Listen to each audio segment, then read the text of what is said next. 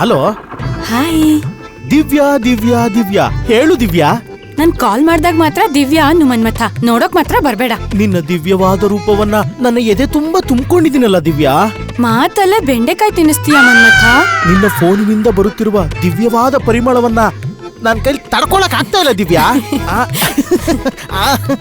ಅದಕ್ಕೆ ಏನ್ ಮಾಡ್ತಿದ್ಯಾ ಮನ್ಮಥ?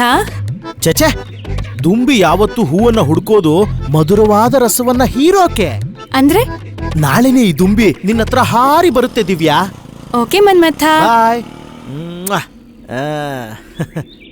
ಹೇಳು ದಿವ್ಯಾ. ಒಂದ್ ವಿಷಯ ಗೊತ್ತಾ ಮನ್ಮಥ? ಇಲ್ಲ ದಿವ್ಯಾ. ನೀನಂದ್ರೆ ಪಂಚ ಪ್ರಾಣ ಮನ್ಮಥ. ನನಗೂ ಅಷ್ಟೇ ದಿವ್ಯಾ, ನಿನ್ ಬಿಟ್ರೆ ನಂಗೆ ಬೇರೆ ಯಾರೂ ಇಲ್ಲ. ಇವಳೆ ಕಾಲ್ ಮಾಡಿದ್ಲು. ಯಾವಾಗ್ಲೂ ನೀನ್ ಹೀಗೆ ಮಾಡ್ತಾ ಇದ್ರೆ ನಾನು ತಾಯಿ ಆಗ್ಬಿಡ್ತೀನಿ ಅಷ್ಟೇ. ಅದಕ್ಕೆ ತಾನೇ ಸೇಫ್ಟಿ ಬಳಸ್ತಿರೋದು.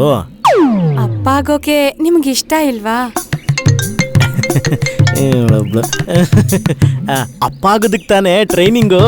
ಆದಷ್ಟು ಬೇಗ ಮದ್ವೆ ಆಗೋಣ. ಆಯ್ತು ಆಯ್ತು, ಆಗೋಣ.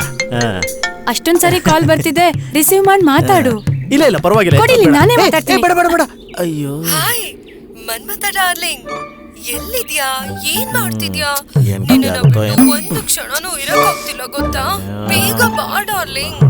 ಅಯ್ಯೋ ಉಂಡೆ ಮಗ್ನೆ, ನಿನ್ನ ನಂಬಿ ಕೆಟ್ಟೋದ್ನಲ್ಲೋ ಮನೆ ಹಾಳ.